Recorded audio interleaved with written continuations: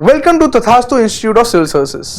मेरा नाम है ऋषि और आज हम इंटरनेशनल रिलेशंस का एक टॉपिक पढ़ेंगे। उसका नाम है relevance of NAM in contemporary times. NAM यानी non align movement. Non align movement का आज की डेट पे क्या कोई रेलेवेंस बचा है? ये टॉपिक इसलिए इंपॉर्टेंट है क्योंकि अभी हाल ही में हिंदू न्यूज़पेपर में इस पे एक आर्टिकल आया है। हेडलाइंस है Modi meets Putin offers all help to end conflict. अब मैं इस आर्टिकल को एक्सप्लेन करने से पहले आपको यह समझाना चाहता हूं, इस आर्टिकल में नॉन अलाइन मूवमेंट का कोई जिक्र नहीं है। यह article directly non align movement के ऊपर नहीं है, बट हम यह समझने की कोशिश करेंगे कि कैसे इस आर्टिकल को हम यूज कर सकते हैं नॉन अलाइन मूवमेंट के ऊपर क्वेश्चन को आंसर करने के लिए। इस आर्टिकल को समझने से पहले हम थोड़े से बेसिक समझने की कोशिश करेंगे नॉन अलाइन मूवमेंट का। तो नॉन अलाइन मूवमेंट का शुरुआत इस्टेब्लिश कब हुआ? जब कोल्ड वॉर चल रहा था। कोल्ड वॉर आप सबने हिस्ट्री में पढ़ा ही होगा। कोल्ड वॉर वो टाइम है 1945 के पीरियड के बाद का जो पीरियड है उसको हम कोल्ड वॉर बोलते हैं। 1945 में क्या हुआ? 1945 में सेकेंड वर्ल्ड वॉर फिनिश हुई। सेकेंड वर्ल्ड वॉर कैसे फिनिश हुई? अमेरिका ने जब जापान के ऊपर 2 एटॉमिक बॉम्ब्स 6 और 9 अगस्त 1945 को गिराए, उस टाइम पे हम ये बोलते हैं कि वर्ल्ड वॉर 2 फिनिश हो गई। लेकिन क्या सिर्फ अमेरिका ने अकेले ही एक्सिस पावर्स को हराया था? नहीं।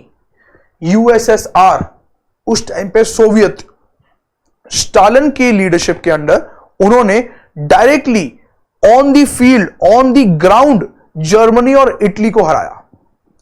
तो वर्ल्ड वॉर 2 के एंड होने पे हम देखते हैं 2 सुपर पावर्स निकल के आते हैं, एक यूएसए, एक यूएसएसआर। अब एक ही वर्ल्ड में अगर 2 सुपर पावर्स हैं तो वो आपस में प्यार से नहीं रह पाएंगे। दोनों कोशिश करेंगे दोनों में से ज्यादा ऊपर कौन जा पाए। एक जाएगा दूसरा उसको नीचे लाएगा, दूसरा जाएगा तो पहला उसको नीचे लाएगा। कोई ना कोई इस तरीके से एक्टिविटीज चलती रहेंगी जो किसी को बढ़ने नहीं देंगी। इसी प्रिंसिपल को, इसी फिनोमेना को जब हम बोलते हैं कि 2 सुपर पावर्स एक साथ कोएग्जिस्ट नहीं कर सकती, उस पीरियड को हमने बोला है कोल्ड वॉर। जहां पे एक्चुअल में कोई वॉर नहीं हो रही है, एक्चुअल में 2 कंट्रीज के बीच में जंग नहीं हो रही है, बैटल नहीं हो रही है, वॉर नहीं हो रही, क्योंकि अगर ऐसा होता तो दोनों का नुकसान हो जाता। इंस्टेड कोल्ड वॉर हो रहा है। तो कोल्ड वॉर की शुरुआत होती है वर्ल्ड वॉर 2 के बाद से। इसी कोल्ड वॉर का बेसिकली मतलब यह है कि जो पूरी वर्ल्ड है उसके पास 2 सुपर पावर है, एक यूएसए, एक यूएसएसआर। यूएसए हमेशा कोशिश करता है कि वो दुनिया में कैपिटलिज्म को फैलाए और डेमोक्रेसी को स्प्रेड करे। वैसे ही यूएसएसआर का एजेंडा है कि वो सोशलिज्म को स्प्रेड करे और कम्युनिज्म को स्प्रेड करे। अब क्वेश्चन ये है कि पूरी वर्ल्ड के पास सिर्फ ये 2 ऑप्शन है, या तो वो यूएसए को चूज करे या तो वो यूएसएसआर को चूज करे। उस टाइम पे 1955 में एक बैंडुंग कॉन्फ्रेंस हुई। बैंडुंग जगह का नाम है, इंडोनेशिया में एक जगह है बैंडुंग।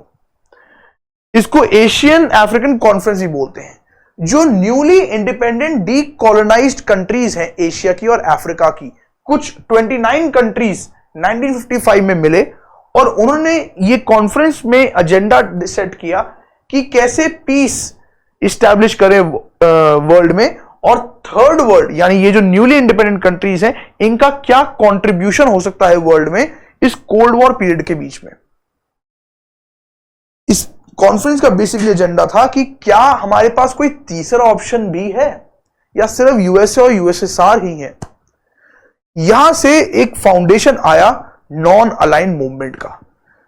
कट टू 1961 में हम देखते हैं नॉन अलाइन मूवमेंट इस्टेब्लिश होता है। लेकिन उसका फाउंडेशन कहां पड़ा? उसका फाउंडेशन पड़ा बैंडुंग कॉन्फ्रेंस में। तो बैंडुंग कॉन्फ्रेंस, बैंडुंग देखिए, बैंडुंग यहां इंडोनेशिया में है। ये पूरा इंडोनेशिया का आइलैंड है। ये सुमात्रा आइलैंड है इंडोनेशिया का, ये जावा आइलैंड है। जावा आइलैंड में बैंडुंग पाया जाता है। 1961 में नैम ऑफिशियली इस्टेब्लिश हुआ। 5 कंट्रीज ने मिलके एक साथ ये कोलैबोरेटिवली ये एक एजेंडा सेट किया और उन्होंने वो लोग यूगोस्लाविया बेलग्रेड, यूगोस्लाविया का कैपिटल बेलग्रेड में मिले और इन 5 कंट्रीज ने एक साथ क्या एस्टैब्लिश किया? नैम। वो 5 कंट्रीज कौन सी? बहुत इंपॉर्टेंट है, इसमें प्रीलिम्स में क्वेश्चन आता है। यूगोस्लाविया, इजिप्ट, इंडिया, घाना और इंडोनेशिया। ये 5 कंट्रीज आपको याद रखनी है। ये वो 5 कंट्री है जिन्होंने नैम को 1961 में एस्टैब्लिश किया। ये फाउंडिंग मेंबर्स कहलाते हैं। ये फाउंडिंग मेंबर्स कहलाते हैं। कौन कौन इनके लीडर्स हैं? इनके लीडर्स के नाम आप नहीं भी याद कर पाते तो एग्जाम के लिए कोई इंपॉर्टेंट बात नहीं है, बट फिर भी मैं चाहूंगा कि आप याद रखें। यूगोस्लाविया के प्रेसिडेंट का नाम जोसेफ ब्रोज टीटो, इजिप्ट के प्रेसिडेंट का नाम गमाल अब्देल नासिर, इंडिया के प्राइम मिनिस्टर का नाम तो आप जानते ही हैं, जवाहरलाल नेहरू, घाना के प्राइम मिनिस्टर का नाम क्वामे नुक्रामा और इंडोनेशिया के प्रेसिडेंट का नाम सुकरामो। तो ये 5 लीडर्स ने 1961 में मिलके ये डिसाइड किया कि नॉन अलाइन मूवमेंट, एक तीसरा ऑप्शन हम लेके आ रहे हैं, हम प्रपोज कर रहे हैं, जिसमें ना तो हम यूएसए के साथ ना ही हम यूएसएसआर के साथ, एक थर्ड ऑप्शन नॉन अलाइन, दोनों में से किसी की तरफ अलाइन नहीं, एक बीच का रास्ता लेके आएंगे और उसके हिसाब से हम अपनी फॉरेन पॉलिसी को डिसाइड करेंगे। आज के टाइम पे इस नॉन अलाइन मूवमेंट में 120 मेंबर हैं, जिस और उसके अलावा 18 ऑब्जर्वर कंट्रीज हैं। इस 120 में से सबसे लेटेस्ट कौन से मेंबर्स हैं? अजरबैजान और फिजी, जिन्होंने 2011 में ज्वाइन किया। ये कुछ फैक्चुअल इंफॉर्मेशन है जो मैं आपको देना चाहता था। यूगोस्लाविया 1991 तक दुनिया में एक कंट्री थी यूगोस्लाविया। 1991 के बाद ये एक कंट्री दुनिया के मैप से हट गई। एक कंट्री यूगोस्लाविया जो अब नहीं रही, वो कंट्री ही नहीं रही, उस कंट्री के टुकड़े हो गए, उस कंट्री के डिसइंटीग्रेशन हो गया। जैसे यूएसएसआर का डिसइंटीग्रेशन हुआ 91 में, वैसे ही उसी टाइम यूगोस्लाविया का भी डिसइंटीग्रेशन हुआ 91 में। तो ये था 1989 का यूगोस्लाविया। इसका डिसइंटीग्रेशन हुआ और 3-4 कंट्रीज बनी, स्लोवेनिया, क्रोएशिया, सर्बिया और मैसिडोनिया। फिर आगे देखते हैं हम, क्रोएशिया और सर्बिया के बीच में पार्टीशन हुआ और बना बोस्निया एंड हर्जेगोविना। और फिर फाइनली हम देखते हैं कि बोस्निया और सर्बिया में से एक और कंट्री बाहर निकलती है, मोंटेनिग्रो। तो कैसे हम देख रहे हैं अलग अलग कंट्रीज डिसइंटीग्रेट होकर बाहर निकल रही है, इंडिपेंडेंट होती जा रही है। यह था यूगोस्लाविया पहले का, और आज की डेट पे यूगोस्लाविया कन्वर्ट हो गया 1 2 3 4 5 6 कंट्रीज पे। इसमें यहां ये पहले यूगोस्लाविया था यूरोप में, सदर्न, ये देखिए ये यूरोप का मैप है, सदर्न यूरोप में यूगोस्लाविया है, उस यूगोस्लाविया में आज ये सारी कंट्रीज हैं, और सर्बिया यहां कहीं पाया जाता है। सर्बिया आज बेलग्रेड सर्बिया का कैपिटल है। तो 1961 में बेलग्रेड में कॉन्फ्रेंस हुई और नैम को ऑफिशियली एस्टैब्लिश किया गया। किसने एस्टैब्लिश किया? उन 5 कंट्रीज का नाम आपको याद रखना है। ये कुछ बेसिक इंफॉर्मेशन थी नैम के बारे में। नैम जब बना तो वो 10 प्रिंसिपल्स के साथ बना। ये 10 प्रिंसिपल्स क्या हैं? बहुत सिंपल है। इन 10 प्रिंसिपल्स को हम क्या बोलते हैं? Respect for fundamental human rights and purposes and principles of the charter of United nation. यानी जो यूनाइटेड नेशंस ने जो ह्यूमन राइट्स के ऊपर चार्टर दिया है, उसकी रिस्पेक्ट करना, हर कंट्री को उसको ओबे करना। ठीक है। Respect for sovereignty and territorial integrity of all Nations. अगर आपको थोड़ा याद आ रहा हो, ये सब हमने पंचशील में भी समझा है। Recognition of equality of all races of end of the equality of all nations. इससे कोई फर्क नहीं पड़ेगा कि कोई कंट्री कितनी बड़ी है, छोटी है, कितनी डेवलप्ड है, कितनी अनडेवलप्ड है, हर कंट्री की इक्वल रिस्पेक्ट होनी चाहिए। Abstention from intervention in internal affairs. Respect for the right of each nation to defend itself. अगर कोई किसी और कंट्री पे जोर जबरदस्ती कर रहा है तो खुद का सेल्फ डिफेंस का राइट होना चाहिए, to defend itself. abstention from the use of arrangements of collective defense to serve any particular interest. abstention का मतलब अवॉइड करेंगे, हम ये नहीं करेंगे, abstain करेंगे. abstention by any country from exerting pressure on any other country. यानी 5-6 country एक ग्रुप बना के किसी एक छोटी कंट्री के ऊपर प्रेशर नहीं डालेंगे. refraining from acts or threats of aggression and use of force against territorial integrity of any other country. External aggression नहीं करेंगे, किसी की बाउंड्री को ब्रीच करके उसकी कंट्री के अंदर घुस नहीं जाएंगे. Settlement of all international disputes by peaceful means. War सबसे आखिरी ऑप्शन होना चाहिए. सबसे पहले कोई भी मसला, कोई भी प्रॉब्लम, कोई भी कॉन्फ्लिक्ट आपको डायलॉग से, म्यूचुअल अंडरस्टैंडिंग से या इंटरनेशनल फोरम पे ले जाके रिजॉल्व करना है. और फिर ही लास्ट में आप जैसे arbitration, judicial settlement as well as peaceful means. Last में जब कोई ऑप्शन नहीं होता है तभी हम वॉर को जस्टिफाई कर सकते हैं. लेकिन अगर पहले ऑप्शंस एग्जिस्ट करते थे, पीसफुल ऑप्शन एग्जिस्ट करते थे और हमने वॉर को चूज किया, फिर हम वॉर को जस्टिफाई नहीं कर सकते. Promotion of mutual interest and cooperation, respect for justice and international obligations. अब अगर मैं आपको थोड़ा सा समझा पा रहा हूं तो आपको यह समझ में आना चाहिए कि 4 नॉन अलाइंड मूवमेंट में हम पहले कह रहे हैं नो वॉर और इन्वेजन. ना ही कोई वॉर होनी चाहिए, ना ही कोई इन्वेजन होनी चाहिए. फिर हम बात कर रहे हैं respect of sovereignty. Her country की अपनी सॉवरेनिटी होती है, उसको रिस्पेक्ट करना है. फिर हम बात कर रहे हैं कलेक्टिव ग्रोथ की.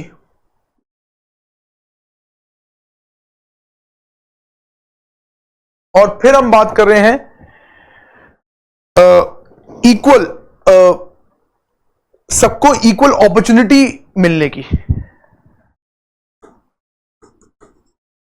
Equal opportunity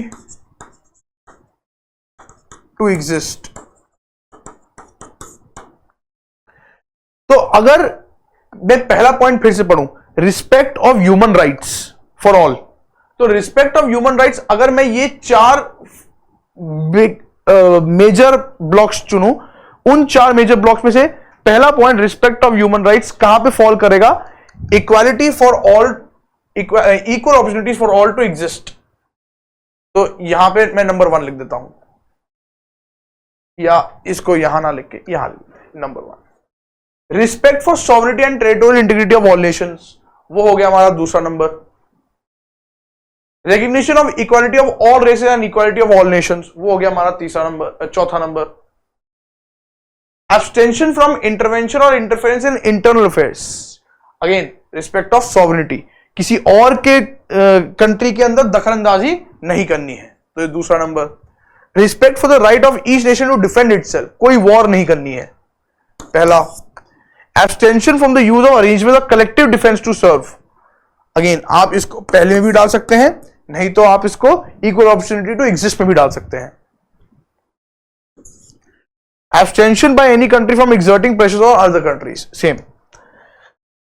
refraining from acts or threats of aggression or the use of force against territorial integrity, again किसी के साथ वॉर नहीं करना है और हर एक की सॉवरेनिटी को रिस्पेक्ट करना है. Settlement of all international disputes by peaceful means, collective growth की बात कर रहा है. Promotion of mutual interest, growth की बात कर रहा है. Respect for justice and international obligations. तो ये 10 पॉइंट्स जो हैं, आप उनको इन 4 पिलर्स के जरिए याद रख सकते हैं. वो 4 पिलर्स क्या हैं? कोई वॉर नहीं करेगा, हर किसी को इक्वल अपॉर्चुनिटी मिलेगी एग्जिस्ट करने के लिए, हर कोई रिस्पेक्ट करेगा एक दूसरे की सॉवरेनिटी, और हर किसी को अपॉर्चुनिटी है ग्रो करने के लिए, कलेक्टिव ग्रोथ की. तो ये था नैन के प्रिंसिपल्स. अब आपकी क्लास 12 की एनसीईआरटी जो है, class 12 NCERT political science, world politics की किताब में से first chapter cold war era में से यही पैराग्राफ मैंने पिक किया है, जो नाम के बारे में बताता है कि नाम बना कैसे। जब नाम बना कैसे, the roots of NAM went back to the friendship between 3 leaders, Yugoslavia, India and Egypt. ठीक है, these 5 leaders came to be known as 5 founding members of NAM. The first non-aligned summit was held in Belgrade 1961. This was the culmination of at least 3 factors. कि 3 factors क्या है? Cooperation among 5 countries, growth of Cold War and increase in decolonized countries. तो जब ज्यादा countries डीकॉलोनाइज होकर independent होती जा रही है तो उनके पास ऑप्शन क्या है? पहले यूएसए और यूएसएसआर। अब हमने एक तीसरा ऑप्शन दे दिया, नॉन अलाइनमेंट। आपके पास ये भी चूज करने का क्या है? आपको किसी के अंडर काम नहीं करना है, सबकी तरह बराबर काम करना है। नॉन अलाइन मूवमेंट ये देता है आपको। प्लस कोल्ड वॉर की वजह से हम देख रहे थे अलग अलग जगह पे टेंशन हो रही है। अगर कोई असल में वॉर ना हो रही है लेकिन टेंशन हो रही है, कभी भी वॉर हो सकती है, डर है, फियर है, तो फियर के एटमॉस्फेयर को हटाने के लिए नॉन अलाइन मूवमेंट आया। अब इससे पहले आगे बढ़े, नॉन अलाइन मूवमेंट में 2 बहुत चीजें इंपॉर्टेंट है समझने के लिए। नॉन अलाइन मूवमेंट जो है वो नॉन अलाइन मूवमेंट का मतलब ये नहीं है कि वो ना तो यूएसए के साथ ना तो यूएसएसआर के साथ। यही यहां पे लिखा हुआ है, non align movement is not isolationism. ये the policy of staying away from alliances should not be considered as isolationism or neutrality। ये एक इंपॉर्टेंट लाइन है जो आपको याद रखनी है और उसको समझना भी इंपॉर्टेंट है। यही लाइन है जिसके बेसिस पे आज का आर्टिकल आया है। नॉन अलाइनमेंट का मतलब ये नहीं है बिल्कुल भी कि आप आइसोलेट हो जाओ पूरी दुनिया से और अकेले रहने लग जाओ, नहीं। ना ही मतलब है कि आप न्यूट्रल बीच की पोजीशन ले लो, जो भी हो रहा है होने दो, हमें उससे फर्क नहीं पड़ता। ये दोनों ही मतलब गलत है नॉन अलाइनमेंट के। नॉन अलाइनमेंट का मतलब है कि जैसे अगर वो बोलता है आइसोलेशन, कि आप आइसोलेट हो जाओ। आइसोलेट होने का मतलब है कि पूरी दुनिया में कुछ भी हो रहा है आपको उससे कोई फर्क नहीं पड़ेगा, जो अमेरिका का था। Isolationism sums up the foreign policy of USA from American war of independence till 1787 to the beginning of first world war. यानी 1787 से लेके 1914 के बीच में जो अमेरिका की फॉरेन पॉलिसी थी वो आइसोलेशनिज्म की। हमें कुछ फर्क ही नहीं पड़ रहा है दुनिया में क्या हो रहा है, हम अपने जगह खुश हैं। लेकिन इसके अगेंस्ट इंडिया में ऐसा नहीं है।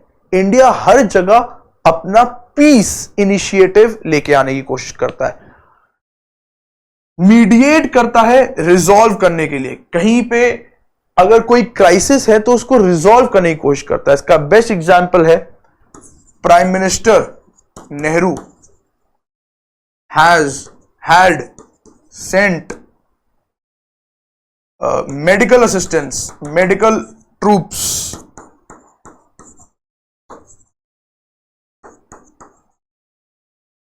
for Korean War।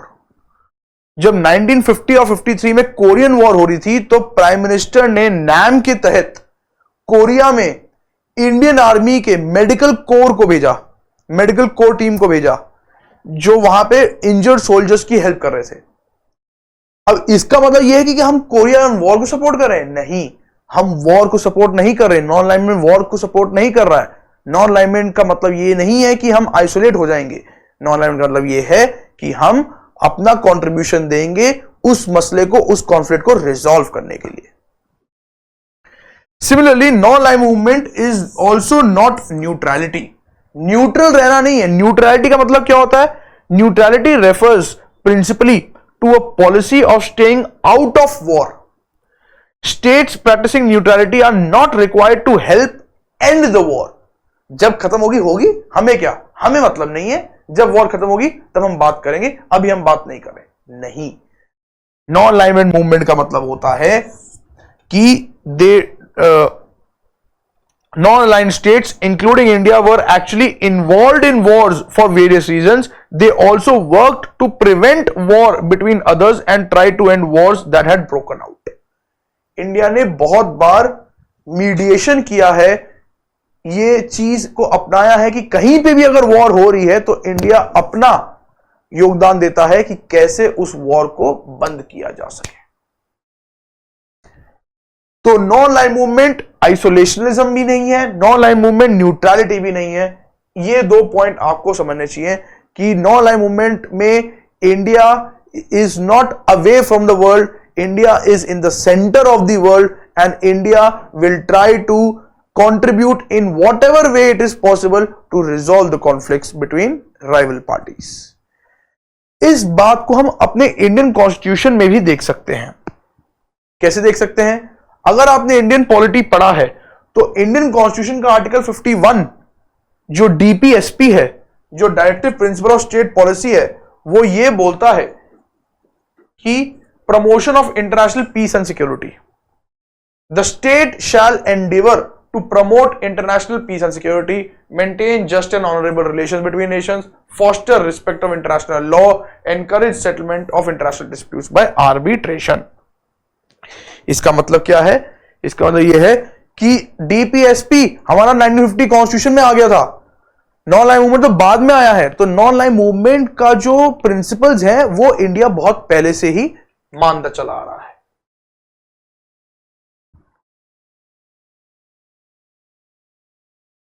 अब जो मैं आपको एक बात समझाना चाहता हूं कि ये जो आर्टिकल है, आर्टिकल का टॉपिक था कि आज के टाइम पे नॉन लाइन मूवमेंट का क्या रेलेवेंस है. आज के टाइम पे नॉन लाइन मूवमेंट का रेलेवेंस ये है कि जब दो कंट्रीज, जब दो सुपर पावर थे यूएसए और यूएसएसआर, तब हमने एक थर्ड ऑप्शन दिया नॉन लाइन मूवमेंट. लेकिन 1991 में तो यूएसएसआर डिसइंटीग्रेट कर गया, तो एक सुपर पावर अपने आप ही टूट गया, अपने आप ही डिफीट हो गया. तो पूरी कंट्री के पास एक ही दिशा है देखने के लिए, वो है यूएसए, जिसने सुपर पावर को हरा दिया. तो non aligned movement after fall of Soviet union, 1991 disintegration of USSR. जब यूएसएसआर डिसइंटीग्रेट हो गया, इसका मतलब यह है कि दुनिया में अगर डिसइंटीग्रेशन ऑफ यूएसएसआर है, इसका एक इंटरप्रिटेशन यह है defeat of socialism and communism, और इसका दूसरा मतलब यह है victory of democracy and capitalism. और अगर डेमोक्रेसी और कैपिटलिज्म दुनिया में जीत जाती है, इसका मतलब वो जिताया किसने? यूएसए ने जिताया. इसका मतलब USA can spread democracy and capitalism world wide.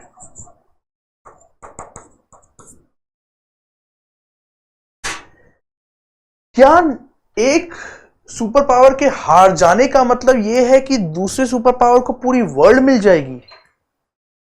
या यह भी है कि हां, एक सुपर पावर जीत गया, लेकिन इसका मतलब यह नहीं कि हम अब आपका साथ देंगे, हम अभी भी नॉन अलाइंड हैं, हम अभी ना, हम पहले यूएसएसआर के साथ थे, ना हम आज आपके साथ हैं.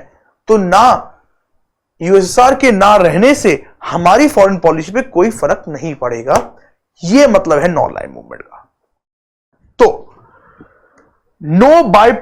No bipolarity remaining in the world. अब एवरीथिंग इज यूनिपोलर, और वो यूनिपोलर क्या है? यूएसए की तरफ. World went ahead to adopt capitalism and democracy. Emergence of neo colonialism and neo imperialism. Neo colonialism और नियो इंपीरियलिज्म का मतलब है जो आज चाइना करता है, डेट ट्रैप्स करके, कि पैसा लोन्स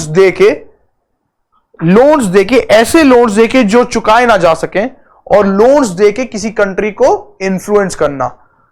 अपनी आर्मी नहीं भेज रहा है, पैसा भेज रहा है, अपनी पावर दिखा रहा है. Neo colonialism, neo imperialism.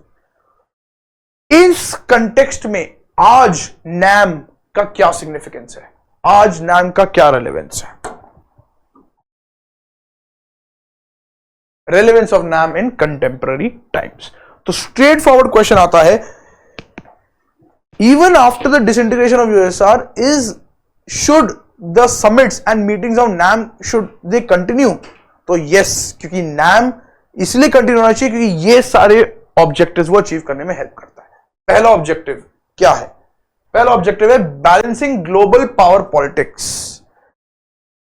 हमने माना कि एक सुपर पावर रह गया, अब इसका मतलब ये नहीं कि उसी सुपर पावर को हम अंधा होकर फॉलो करेंगे, नहीं, रीजनल सुपर पावर्स भी एग्जिस्ट करते हैं।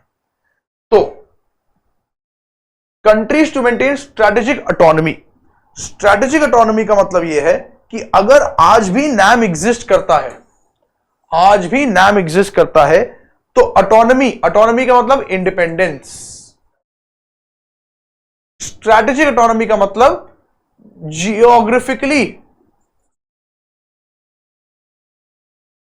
Geographical independence. मतलब एक कंट्री अपने लिए खुद डिसीजन ले सकती है क्योंकि उसको उसकी ज्योग्राफी, एक कंट्री अपनी ज्योग्राफी चेंज नहीं कर सकता, एक कंट्री अपनी लोकेशन चेंज नहीं कर सकता, तो कंट्री ही बेस्ट डिसीजन ले सकती है कि उसके लिए सबसे ज्यादा बेनिफिशियल क्या है। तो वो स्ट्रेटेजिक ऑटोनॉमी कब आएगी? जब आप किसी एक कंट्री पे डिपेंडेंट नहीं है, जब आप अपने लिए खुद डिसीजन लेने के लिए केपेबल हैं और किसी और कंट्री पे डिपेंडेंट नहीं है। और ये आपको कौन अपॉर्चुनिटी देगा? Non aligned movement.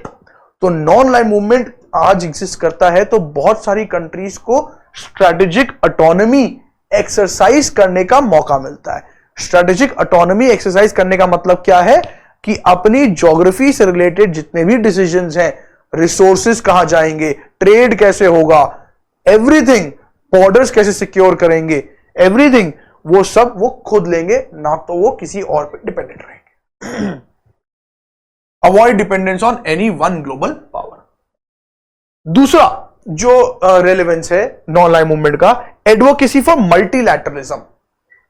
तो ये देखिए, डॉक्टर एस जयशंकर जो हमारे फॉरेन मिनिस्टर हैं, एक्सटर्नल अफेयर्स मिनिस्टर है, उनकी एक स्टेटमेंट है जो बोलते हैं कि नॉन अलाइनमेंट को अब हमें प्रमोट कर देना चाहिए, नॉन अलाइनमेंट खत्म नहीं कर देना चाहिए, नॉन अलाइनमेंट को कन्वर्ट कर देना चाहिए मल्टी अलाइनमेंट में। नॉन अलाइनमेंट शुरू हुआ था यूएसए और यूएसएसआर से, एक तो चला गया, लेकिन अब यूएसए तो बच गया, लेकिन अब यूएसए नहीं चाहिए, एक पावर नहीं होना चाहिए। जब एक के पास पावर आएगी तो वो आर्बिटरी डिसीजन लेगा, वो अपनी मन की मर्जी करेगा, नहीं, वो नहीं होना चाहिए। मल्टी अलाइनमेंट होना चाहिए, multiple countries coming together and influencing politics and influencing world politics. जब बहुत सारी कंट्रीज आके ग्रुप्स बना के काम करेंगी, तो ग्रुप्स कैसे बनते हैं? जैसे ब्रिक्स बना, जैसे एससीओ बना, जैसे आसियान बना, ये सारे रीजनल ग्रुप्स हैं। जैसे यूरोपियन यूनियन बना, जैसे मर्कोस्पार बना साउथ अमेरिका में। तो बहुत सी ऐसे कंट्रीज हैं, बहुत से ऐसे ग्रुप्स हैं जो मल्टीलैटरलिज्म प्रमोट करते हैं। तो नॉन लाइन मूवमेंट जो है वो एक आपको ये अपॉर्चुनिटी दे रहा है इस चीज की कि आप किसी एक कंट्री के पीछे ना डिपेंडेंट रहें, आपस में चार लेस डेवलप्ड कंट्रीज मिलके एक बड़ी इकोनॉमी, एक बड़ा कैपिटल, एक बड़ी मार्केट प्रोड्यूस करें सामने वाले के लिए। तो एक ग्रुपिंग के साथ आप इन्फ्लुएंस कर सकते हैं किसी को। अगर आप में अकेले में इन्फ्लुएंस करने की कैपेबिलिटी नहीं है तो आप ग्रुप बना के इन्फ्लुएंस कर सकते हैं। तीसरा रेलेवेंस ये है नॉन लाइन मूवमेंट का, addressing north south divide. North south यहां पे इक्वेटर नहीं है, नदर हेमिस्फीयर सदर्न हेमिस्फीयर की बात नहीं हो रही है। नॉर्थ का मतलब यहां पे होता है डेवलप्ड, रिच। साउथ का मतलब होता है डेवलपिंग, पुअर। तो एड्रेसिंग नॉर्थ साउथ डिवाइड कि कुछ कंट्रीज एक्सट्रीमली रिच और डेवलप्ड हो गई हैं, कुछ कंट्रीज एक्सट्रीमली पुअर और डेवलपिंग रह गई हैं, और इनके बीच में जो डिवाइड है वो बढ़ता जा रहा है। Divide between rich and poor बढ़ता जा रहा है, divide between developing and developed में बढ़ता जा रहा है। तो उस डिवाइड को, इकोनॉमिक डिस्पैरिटी को कैसे हम एड्रेस करें, नॉन अलाइंड मूवमेंट उसमें भी हेल्प करता है। Last, south south cooperation. South south cooperation platform for developing countries to collaborate independently. अगर एक भी डेवलप्ड कंट्री आएगी, हर कोई उससे इन्फ्लुएंस हो जाएगा, out of respect, out of power, out of money, out of military, कैसे भी इन्फ्लुएंस होता है। लेकिन अगर सारे ही डेवलपिंग है, सारे ही डीकॉलोनाइज्ड है, सारे ही न्यूली इंडिपेंडेंट है, सारे ही स्मॉल साइज है, सबकी ही जीडीपी बराबर है, तो सब में सिमिलैरिटीज हैं, कोई किसी से इन्फ्लुएंस नहीं होगा, सब मिलकर डिसीजन लेंगे। नॉन अलाइंड मूवमेंट वो करने की भी अपॉर्चुनिटी देता है। तो ये कुछ पॉइंट्स हैं जो आपको पता होने चाहिए। आज के टाइम में आप स्ट्रेट फॉरवर्ड ये क्वेश्चन का आंसर दे सकते हैं कि रेलेवेंस क्या है नॉन अलाइंड मूवमेंट का इन कंटेम्पररी टाइम्स। अब वापस आते हैं आर्टिकल पे, जो जहां से हमने ये टॉपिक की शुरुआत करी कि आर्टिकल क्या है। आर्टिकल में जो पैराग्राफ लिखा हुआ है वो क्या लिखा हुआ है, India supports restoration of peace between Ukraine and Russia and is committed to providing all possible assistance to end the crisis. यही चीज आपको समझाने की कोशिश कर रहा था। इंडिया ब्रिक्स की समिट के लिए रशिया गया है, बहुत अच्छी बात है। रशिया जाते ही उन्होंने, प्राइम मिनिस्टर ऑफ इंडिया ने यह स्टेटमेंट दी कि इंडिया रशिया और यूक्रेन के बीच में जो कॉन्फ्लिक्ट है उसको रिजॉल्व करने के लिए सारी टाइप की असिस्टेंस करने के लिए रेडी है। इंडिया किसी एक को, रशिया को या यूक्रेन को सपोर्ट नहीं कर रहा, वो मैटर को रिजॉल्व करने में हेल्प कर रहा है। ये कह रहे हैं ये कब पॉसिबल है, क्योंकि इंडिया नॉन अलाइंड मूवमेंट का मेंबर है, इंडिया नॉन अलाइंड मूवमेंट का फाउंडिंग मेंबर है, जिसको यूज करके जो आज के टाइम पे हम देखते हैं कैसे रशिया और यूक्रेन के कॉन्फ्लिक्ट को रिजॉल्व करने में नॉन अलाइंड मूवमेंट हेल्प कर सकता है। Mr. Modi took part in the meeting soon after reaching Kazan, where Russia is hosting 16th BRICS summit. Mr. Modi later met Iranian president and called for the de-escalation of tensions in the West Asian region. Iran और Israel के बीच में भी conflicts हैं। Mister Modi, Indian prime minister ने Iran से भी negotiation, discussion करी है, डायलॉग्स किए हैं कि वेस्ट एशिया में हमारी क्या हेल्प चाहिए आप बताइए, हम वो देने के लिए तैयार हैं ताकि आप वेस्ट एशिया में जो कॉन्फ्लिक्ट्स हैं उसको भी पीसफुल कर पाए। तो आर्टिकल में जो लाइंस हैं वो straight forward non aligned movement को सपोर्ट करने के लिए रेडी है। तो आज नॉन अलाइंड मूवमेंट रेलेवेंट है, बिल्कुल है, क्योंकि ये उसका लाइव एग्जांपल है। ये इंडियन प्राइम मिनिस्टर का स्टेटमेंट है। We have been in continuous contact over the conflict between Russia and Ukraine. As I have said before, we continue to believe that these disputes should be resolved through peaceful means. We support restoration of peace and stability as soon as possible. Our efforts prioritize humanity. India is ready to provide all possible assistance in the upcoming period. Exactly same चीजें हमने देखी 10 principles of non aligned movement में। कोई फर्क नहीं है कि peaceful resolution होना चाहिए, डिस्प्यूट्स नहीं होने चाहिए, कॉन्फ्लिक्ट्स जो है वो एक दूसरे को सॉवरेनिटी रिस्पेक्ट करनी है। अब लास्ट जो हम देखते हैं कुछ एग्जांपल्स, ये आपके मेंस एग्जामिनेशन के लिए है, ये आप अपने आंसर्स में यूज कर सकते हैं। अगर ऐसा है कि इंडिया किसी को सपोर्ट नहीं कर रहा, सिर्फ नॉन अलाइंड रह के उसको रिजॉल्व करने की कोशिश कर रहा है, तो इसका कोई एग्जांपल भी तो होगा। बिल्कुल है। वेस्ट एशिया में क्या मेजर लिए हैं इंडिया ने? ईरान, इंडिया ने इजराइल को सपोर्ट किया तो ईरान ने एक शिप को हाईजैक किया, शिप को कॉन्फिस्केट किया जिसमें इंडियन सेलर्स थे। Iran releases 5 Indian sailors aboard MSC Aries, ये शिप का नाम है, 11 स्टिल इन कस्टडी। ये 2024 के जुलाई की बात है। तो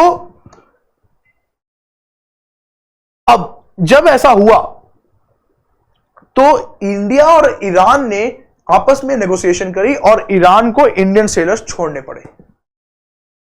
वैसे ही एक और एग्जांपल देता हूं मैं आपको कि India releases first tranche of 2.5 US million dollars to United Nation agency for Palestinian refugees. अब इजराइल और इंडिया बहुत अच्छे दोस्त हैं, लेकिन इसका मतलब यह है कि क्या इंडिया इजराइल को सपोर्ट करता है? नहीं, इंडिया नॉन लाइन रह के पैलेस्टीन के लिए भी मेडिकल एड प्रोवाइड कर रहा है, ट्रांसपोर्ट कर रहा है। वैसे ही अगर मैं आपको बताऊं कि इंडिया ने क्या मेजर्स उठाए हैं रशिया और यूक्रेन में, इंडिया के इंडियन प्राइम मिनिस्टर को रशिया का हाईएस्ट स्टेट अवार्ड दिया गया है। इसका मतलब इंडिया क्या रशिया को सपोर्ट करे? नहीं, इसके बावजूद Ukraine New Delhi gift to की 4 Bhishm cubes for emergency medical care. Bhishm का फुल फॉर्म क्या है? Bharat health initiative for Sahyog and Maitri. तो ये कुछ एग्जाम्पल्स जो है जो मैं आपको समझाने की कोशिश कर रहा हूं कि इंडिया नॉन लाइन रह के कैसे वर्ल्ड पॉलिटिक्स में किसी एक की साइड ना लेते हुए भी वो नॉन लाइन रह के किसी भी कॉन्फ्लिक्ट को रिजॉल्व कर सकता है। एक लास्ट चीज रह गई हमारी, तो लेटेस्ट नैन समिट हुई कब? 2024 में 19th समिट हुआ। कहां हुआ? युगांडा में। युगांडा अफ्रीका में कंट्री है जिसकी कैपिटल सिटी है कंपाला। कंपाला में जब ये समिट हुआ, लेटेस्ट समिट, उसमें कंपाला डिक्लेरेशन आया और एज यूजुअल हमें समझ में आया कि कंपाला डिक्लेरेशन नैम में क्या हुआ? Slamming Israeli military aggression and calling for the implementation of UNSC resolution to allow humanitarian aid. कि इजराइल अगर इनोसेंट्स को किल करने की कोशिश कर रहा है, एलिजिड, हमारे पास कोई प्रूफ नहीं है, लेकिन अगर एलिजिडली हो रहा है तो उसके बाद भी कंपाला में जो नॉन लाइन मूवमेंट की डिस्कशन हुई है, मीटिंग हुई है, उसमें हम ये डिक्लेरेशन अनाउंस करने की कोशिश कर रहे हैं कि ह्यूमैनिटेरियन एड पहुंच पाए इनोसेंट्स का, ताकि इनोसेंट्स जो हैं वो कॉम्प्रोमाइज, उनकी लाइफ कॉम्प्रोमाइज ना हो। वॉर आर्मीज के बीच की लड़ाई है, इनोसेंट्स की लाइव्स लॉस्ट नहीं होनी चाहिए। तो ये नॉन लाइन मूवमेंट का लेटेस्ट मीटिंग में ये कंक्लूजन निकला है। इसी के साथ आज का हम ये टॉपिक खत्म करते हैं, जिसमें हमने ये समझा नॉन लाइन मूवमेंट की आज के टाइम पे क्या रेलेवेंस थी।